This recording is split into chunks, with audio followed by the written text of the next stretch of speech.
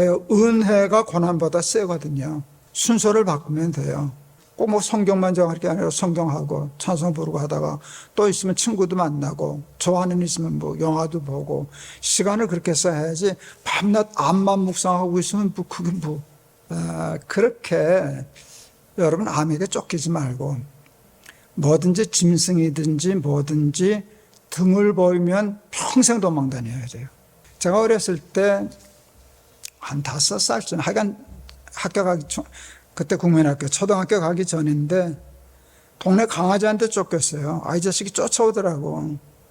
근데 지금 생각해 보면 나를 물려고 쫓아온 게 아니라 장난치고 좋다고 쫓아온 건데 나는 물려고 그런 줄 알고 도망간 거예요. 도망가니까 이 자식이 계속 쫓아오는 거라 혼났어요. 울고 들어오니까 아버지가 왜 그러냐, 강아지가 쫓아왔다고. 그때 그게 5살 때니까 뭐 지금 70년도 넘은 얘기네요. 그때 얘기하는 기억이 나요. 앞서 한 얘기가. 강아지가 다음에 또 그렇게 하면 도망가면 안 돼. 강아지는 걔는 도망가면 더 쫓아와. 아무리 무서워도 도망가지 말고 똑바로 서서 눈을 쳐다보라는 거야. 걔 눈을 쳐다봐. 그럼 그놈이 멈칫할 거야. 걔도 너를 무서워하거든. 그래도 계속 째려봐. 그렇게 하면 걔가 도망가. 정 안 되면 발로 차. 뭐 그러다가도 물릴 수도 있지만 그게 도망가는 것보다 훨씬 안전해. 근데 그 다음에 무서운데도 전 그 말 어렸을 때부터도 말하면 잘 들었던 것 같아요. 그래서 똑같은 상황인데 제가 정말 안 도망갔어요. 이렇게 똑바로 쳐다보니까 진짜 개가 눈을 깔더라고요. 우리 아버지가 얘기했거든요. 사실은 개도 너무 무서워해. 왜 개가 볼 땐 내가 더 크거든. 아무리 애라도 키도 크고 그러니까 이렇게 내려다보면은 눈 내리 깔았다가 슬그머니 꼬랑지 내리고 도망간다는 거예요. 근데 정말 그렇더라고요. 제가 예수 믿으면서 가지고 있는 삶의 신조 같은 게 있어요. 성경에서 배운 거. 싸우면 7일, 도망가면 40년. 뭔 얘기인지 아시겠죠? 하나님이 가나안 족속도 무서웠죠. 우리는 메뚜기 같습니다. 뭐 포도송이를 둘이 메고 오고 그랬었다 그러잖아요. 그리고 그들은 거인이었고. 그러니까 그 정탐꾼의 보고가 맞아요. 그러니까 싸우면 이길 수 없는 사람이었는데, 근데 하나님은 싸우기를 원하셨거든요. 누구 믿고? 내가 아버지지 않냐? 나를 믿고 싸우기를 원하셨어요. 근데 도망갔거든. 그러니까 40년 돌아다녔잖아요. 그런데 그 싸웠으면 이겼을 거라고요. 하나님이 계셨으니까. 그러면 학자들 내게 얘기해. 7일 거리밖에 안 됐다고. 일주일이면 들어갔다고. 일주일이면 들어가는 거를 이제 도망 다니다가 40년 걸려서 자기들은 못 들어갔죠. 새로 태어난 사람들만 들어갔죠. 우리 둘째 아이가 지금 저 촬영하고 있는데 제가 우리 집에서 제일 먼저 군대를 갔어요. 그때 훈련소가 춘천이었지. 춘천에 난 아들 셋을 훈련소는 다 데려다 줬었는데 가는데 제가 운전하고 아내 옆에 있고 친구들 둘이 탔어요. 저는 우리 둘째 아이. 어느 놈이 우리 아이한테 그러더라고요. 야, 지어라, 군대는 요령이야. 집합하면 앞에도 서지 말고 뒤에도 서지 말고 가운데 숨어 그러더라고요. 그래가지고 내가 야, 이 자식들아, 네가 무슨 미꾸라지 새끼냐? 숨기는 왜 숨냐? 숨기는 왜 숨냐? 그렇게 가운데 숨으면 눈에 띄지 않아서 매는 몇 대 덜 맞을런지 모르지만 그렇게 되면 마음이 불안해가지고 더 힘들어.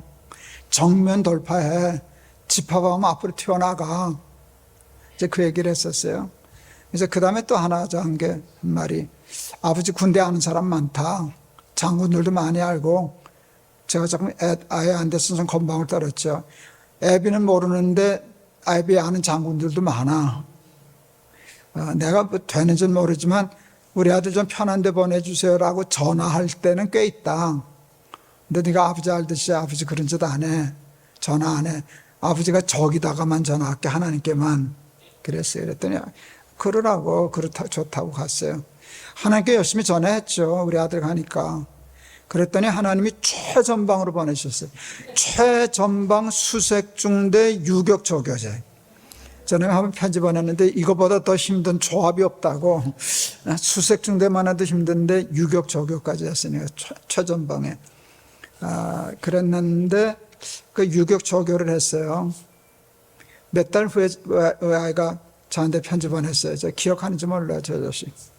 아빠 유격 재밌어요. 그랬어요. 그러니까 무서운 걸수록 덤벼든 거예요. 그러니까 숙달이 된 거예요. 그러니까 안 무섭지. 저 자식이 유격 재밌다는 말을 동생한테 해가지고 그 밑에 동생 놈은 제 형한테 쏘가가지고 유격 조교 아마 자원했다든가 뭐 어쨌든가 그래가지고 형한테 쏘갔다고 난리치고 그랬었죠. 예입니다.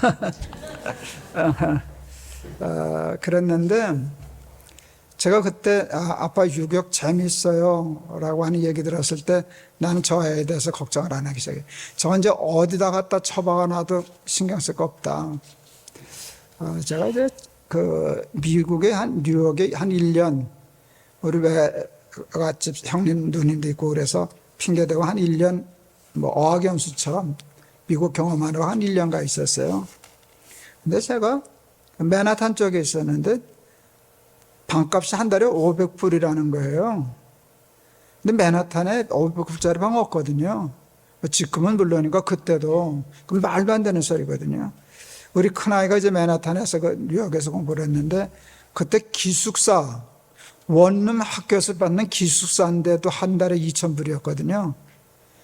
맨하탄이 그런 동네인데 무슨 방이 학교 기숙사도 $2,000 받는 돈인데 어떻게 방에 $500이냐 그랬더니 제일 험한 할렘에서 살았다고 그러더라고요. 그 총소리도 가끔 나고 이제 검은 분들 이렇게 있는 데서 살아서 내가 물었죠. 야 무섭지 않냐 그랬더니 지들이 나도 무서워하지 뭐 이제 그랬었는데 그렇게 모든 무서운 일이 있을 때 그냥 정면으로 돌파하는 거예요. 우리는 힘이 없죠. 무섭지 않아서 무서워하지 않는 게 아니에요. 내니 두려워 말라. 내가 너와 함께 함이니라. 이게 중요한 거예요. 내가 같이 있으니까 두려울 것 없어. 제가 이제 날개사 하면서 가장 여러 번 반복했던 예화가 있어요. 우리 막내가 6살 때 이렇게 골목을 손잡고 내려가는데 6살짜리 5학년짜리가 이렇게 올라오고 있었어요. 우리 아이는 6살이었는데 근데 아빠 저 형아가 나 때렸어. 그 며칠 전에 어떤 아줌마애랑 저로 얘기해주지 아빠인데 만났으니까 줘봐가 주라고. 그럼 현행범도 아닌데 어떻게 가서 그걸 때려줘요.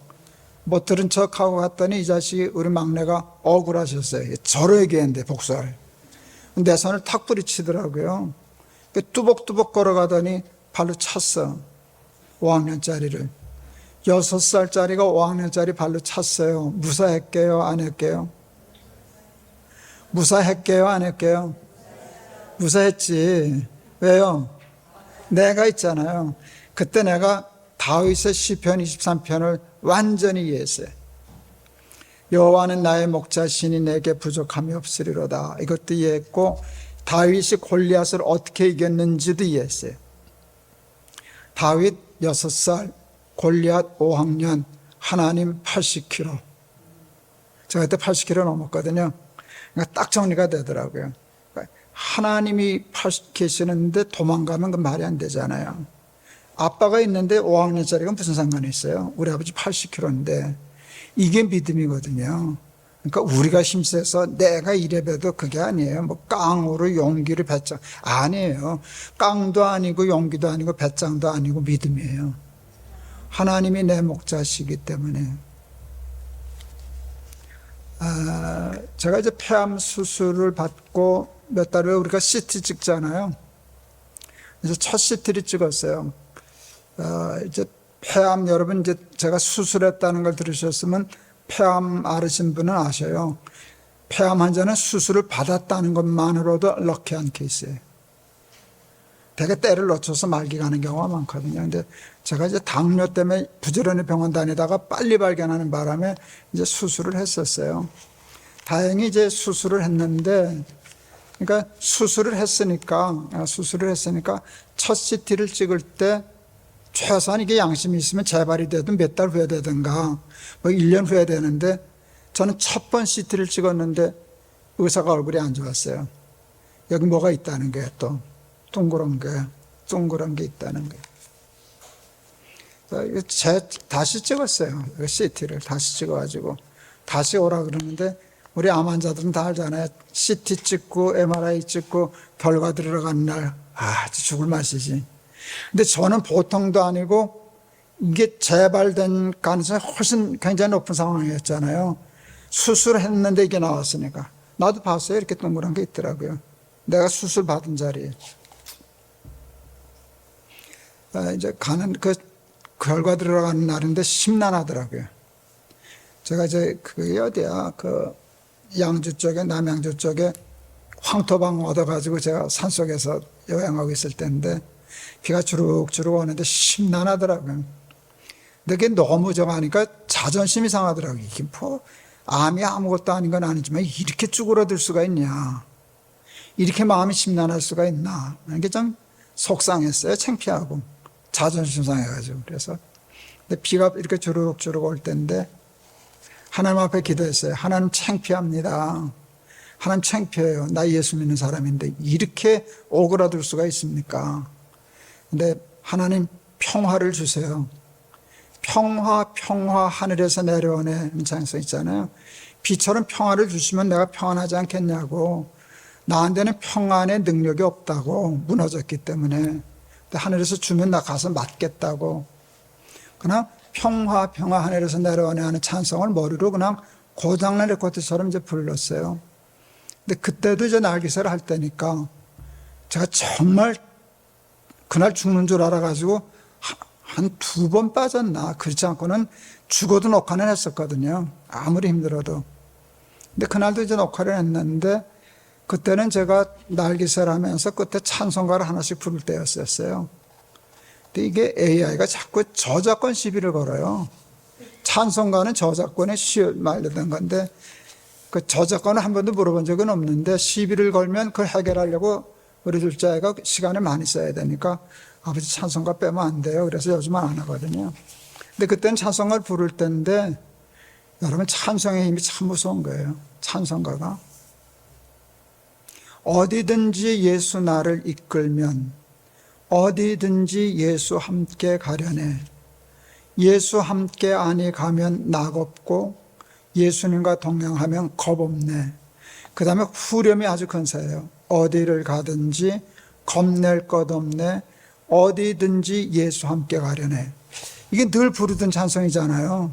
늘 부르던 찬송인데, 여러분 그날따라 이렇게 탁 와닿고 은혜가 되는 말씀들이 있잖아요.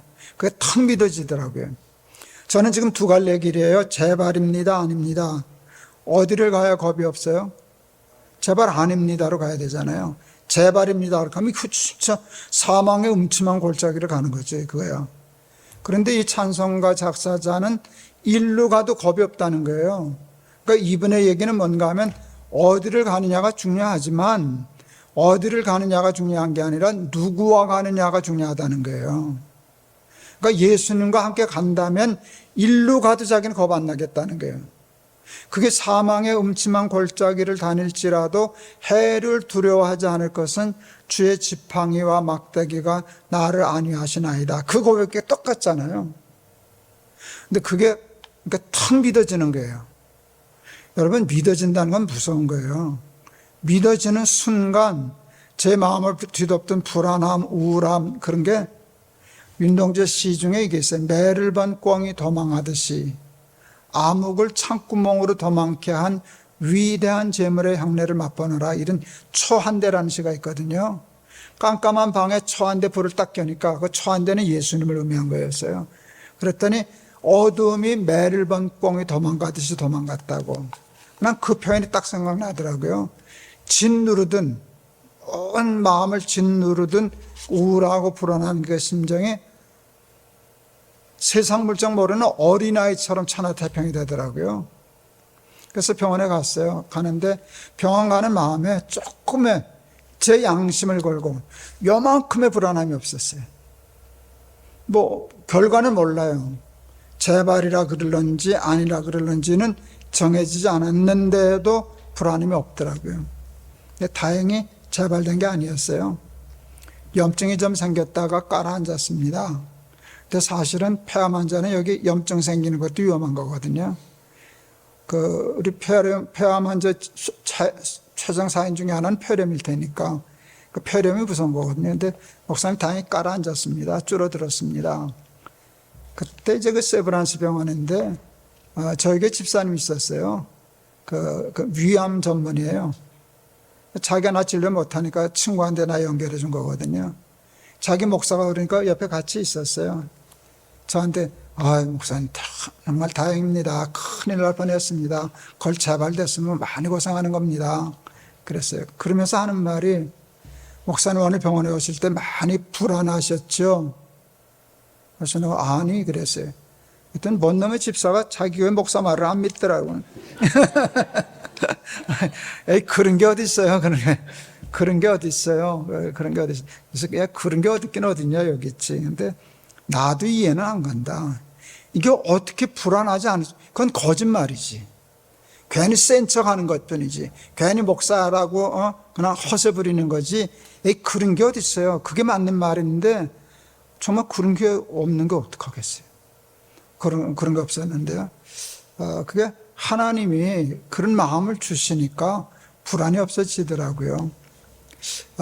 제가 이제 물론 이제 암이 3개기도 하고 그러지만 뭐 제때 잘 치료가 됐기도 했겠지만 제가 그래도 이만큼 잘 지키고 버텨나온 가장 중요한 이유는 제가 정말 그 이후로 암 때문에 한 번도 우울하거나 불안하거나 심란하거나 하는 심정이 없었어요. 없었어요. 뭐 어디를 가든지 겁낼 것 없네. 거기에 은혜를 받은 후에 뭐 저라고 목사니까 뭐 암 다 낫겠지. 전 그런 생각 안 해요. 그건 똑같은 일이거든요. 재발될 수도 있는 거고 그래요. 7년쯤 됐는데 사람들이 늘 제가 뭐 암 3개씩 하는 걸 아니까 요즘 건강 어떠세요? 를 누구나 물어봐요. 그건 내가 뭐라고 대답해야 될지 모르겠어요. 그러나 상식적으로 얘기하면 저는 지금 상태로서는 거의 암 환자로서는 완벽하게 건강한 거거든요. 셋 다 제가 치료하는 건 없으니까 치료를 필요하는 암은 저한테는 하나도 없어요. 늘 체크만 하는 거예요. 그러니까 건강한 거잖아요. 근데 여러분 아시잖아요. 암이 3개씩이나 됐었는데 또 생길는지 누가 알아. 목사니까 그거 없을 거야. 저는 그렇게 생각 안 해요. 제가 처음에 암에 걸렸을 때 하나님 앞에 제가 폐암이었잖아요. 그 의사한테 난 담배도 안 피우고 목사인데 왜 폐암에 걸렸지? 젊은 의사예요. 그랬더니 그 젊은 의사는 명의더라고. 아주 대답을 기가 막히게 했어요. 나 목사님 나이 되면 다 걸려요. 그러더라고요. 그게 그냥 담배 피우고 안 피우고 별로 그냥 나이 되면 걸려요. 랜덤으로 걸려요. 내가 하나님 왜 나한테 암을 주셨지? 그런 생각했는데 혹시 여러분도 그렇게 생각하시는 분이 있으면 하나님 되게 억울해 하셔요. 하나님은 우리에게 암 안 주셔요. 하나님이 왜 우리에게 암을 주셔요? 근데 왜 걸렸어요? 제가 깨달은 게 그거예요. 여러분 이 세상이 하나님의 말씀으로 창조되기 이전에 땅은 공허하고 혼돈하며 흑암이 깊음에 있었다. 이렇게 창세기에 되어 있어요. 공허, 혼돈, 카오스, 무질서한 거예요. 그 다음에 깜깜함, 어둠인데 하나님의 말씀이 딱 가부딪히니까 공허하던 세상은 아름다워졌어요. 지금 제일 좋은 세상이 됐잖아요. 우리나라 어디 가도 이쁘잖아요. 하나님이 창조하신 세상은 아름다운 세상이에요. 공허하지 않아. 그리고 혼돈하던 세상은 질서 있는 세상이 되었어요. 그리고 어두운 세상에 빛이 있었잖아요. 근데 이게 선악과 따먹고 범죄하면서 이게 다시 어그러진 거예요. 그래서 혼돈이 온 거예요. 혼돈이. 여러분 암은 그 암세포가 돌연변이로 됐다는 거잖아요. 세포의 돌연변이가 뭐예요? 그게 무질서거든요. 그러니까 세포에 질서가 있었는데 이게 깨진 거예요. 무질서로 다시 오는 바람에 이게 랜덤으로 걸리는 거예요. 그래서 왜 하나님 나한테 암을 주셨지? 그러다가 제가 내 스스로에게 대답해서 넌 왜 안 돼? 넌 왜 안 돼? 그냥 걸린 것 뿐이지. 뭐 걸린 걸 어떡하냐. 하나님이 그랬다 그런 것도 아니고. 그러니까 우린 그냥 아주 세상에 속된 말로 하면 재수 없어서 걸린 거예요. 재수 없어서 걸린 거고, 또 앞으로 저 같은 경우도 또 그럴 수도 있는 거예요. 그렇지만 그러니까 건강합니다 소리는 자신 있게 잘 못하겠어요. 뭐 어떻게 될지 내가 어떻게 알아. 그렇지만 겁은 안 나요. 겁은 안 나고, 겁나서 뭐 나아질 게 있어요? 겁내서 좋아질 게 뭐가 있어요? 아무것도 없거든요. 그냥 지금 오늘 살아있는 동안은 신나게 살아야 되겠다. 예쁘게 살아야 되겠다. 좋아하는 일 하면서 살아야 되겠다. 암 충만하지 말고 은혜 충만한 삶 살아야 되겠다. 오늘 좀 힘들어도 그래도 여기 오신 게 잘한 일이죠. 우리 같이 찬송 부르고 이 암 선배하고 같이 암 얘기 나누고, 그러니까 지금은 조금 덜 힘드시죠? 그냥 집구석에 가만 앉아 있는 것보다 훨씬 낫지. 그러면 그러니까 1인을 찾아서 하고, 교회도 갈 수 있으면 열심히 가고, 봉사할 것 있으면 봉사하고, 안 되면 고스톱 치고, 그러면서 세상을 기쁘게 신나게 사는 거예요. 이제 제 얘기 좀 마치려고 합니다. 얘기가 길어져서 생각보다. 암 CMP 집회 제가 들고서 실려가야 할 만큼 힘들었던 때, 거기 그때 한 400명 모였는데 가만 보니까 내가 제일 중환자더라고요. 다 나보다 처지가 난 사람들이 앉아 있더라고요. 그때 왔었었는데, 그때 제 설교 제목이 그 설교 제목 있잖아요. 믿음의 가오. 그 영화 중에 형사들 나오는 영화였는데요. 그 대사만 전 알아요. 유명한 대사예요. 야, 우리가 돈이 없지 가오가 없냐? 이게 재밌잖아요. 그래서 제가 그랬어요. 야, 우리가 암에 걸렸지 가오가 없냐? 암 환자가 가오는 지키자. 암에 걸리면 어떡하겠냐? 밤낮 암 환자들이 왜 하나님 나한테 왜 아무짝에도 쓸모없는 거예요? 왜 내가 암에 걸렸지 해서 돈 받을 게 뭐가 있어요? 걸렸는데. 그리고 왜는요, 이 세상이 무질서해지고 혼돈했기 때문에 랜덤으로 걸리는 거예요. 나는 내가 걸린 게 나중에 생각하니까 감사하더라고요. 우리 집에서 내가 걸린 게 제일 감사한 일이지. 우리 아내가 걸린다든지 자식이 걸린다든지 그럼 내가 조금 더 힘들었을 거 아니에요. 내가 걸렸으니까 참 다행이다. 근데 뭐 랜덤으로 걸렸다니까. 그 다음부터는 저는 왜라는 말을 한 번도 생각 안 했어요. 그러니까 잘 이겨나올 수 있어요. 마음이 편안한 이유가, 왜 하나님 나한테 억울해? 내가 언제 널 줬냐? 암이 이렇게 걸리는 거지. 그리고 누구나 암에 걸릴 수 있는 건데 그냥 네가 걸린 거야. 왜는 생각할 필요 없어요. 어떻게 할 건가만 생각하면 돼요. 근데 어떻게 하려고 할 때 가오는 지키자. 그러니까 뷰티풀 랜딩 하자. 암에 걸린 사람 치고는 폼나게. 저는 그래서 암을 코디하자는 말을 쓰기 시작했어요. 우리 막내 아들이 빈티지 옷가게 사장이라는 거 혹 아시죠? 이게 빈티지거든요. 이게 빈티지예요. 여러분, 난 빈티지가 뭔지 처음엔 몰랐어요. 진짜로 빈티나는 거지 같은 옷 파는 건 진짜 그런 줄 알았어요. 구제 그러더라고요. 그 구제가 옛 구자 제품 제자 쓰는데 나는 구제품인 줄 알았어요. 실제 구제품 중에서 갖다 파는 게 많아서. 그런데 빈티지가 뭔가 하면요, 오래된 옷을 그걸 보면 우리 아이가 보면요, 이렇게 나달나달해진 거, 색 정도 바른 거. 여러분, 이게 한 40년 됐다면 40년이 지나야만 이 색깔이 나온다는 거예요. 인위적으로 뺀 색은 이런 색깔이 안 나온다는 거예요. 그런 모습을 느끼는 거예요.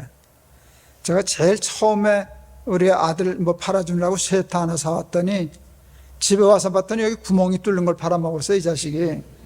그래서 이 새끼가 이게 애비한테 구멍 뚫린 옷을 팔아먹어 전화를 했죠. 야, 이 자식아, 셋 다 구멍 났다 그랬더니 아빠 그거 꿰매면 안 돼 그러더라고요. 빈티지는 as it is, 있는 그대로.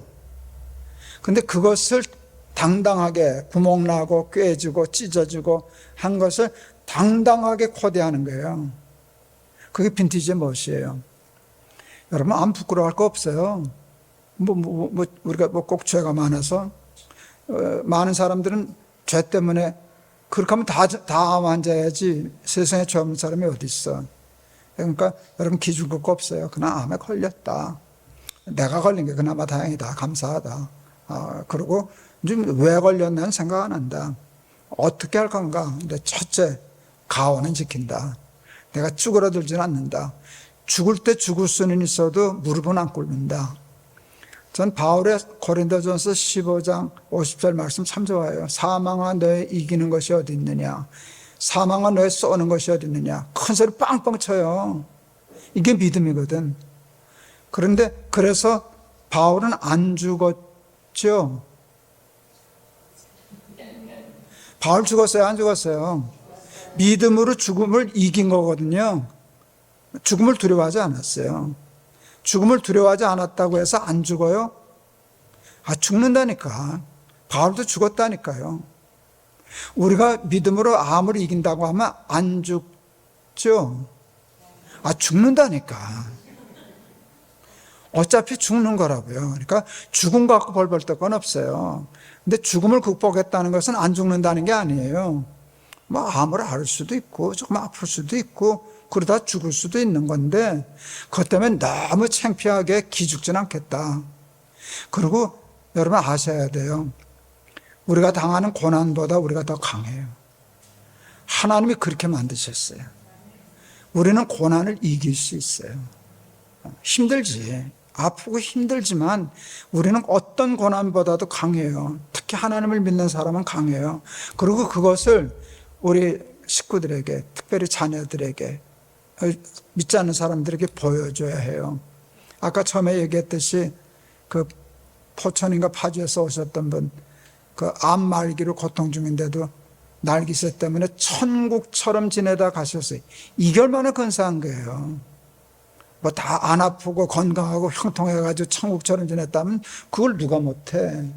근데 우리 아프고 힘들고 그런데도 믿음으로 이기고 찬송가 부르고 짜증 안 부리고 감사하고 그리고 재밌게 살다가 하나님이 오라 하시면 잘 지냈습니다 하고 인사하고 갈 수 있는 저와 여러분 되시길 바랍니다. 오늘 말이 좀 길어졌습니다. 여러분 이렇게 만나니까 할 말이 많아지고 괜찮았죠? 네. 그런 줄 알아요. 고맙습니다.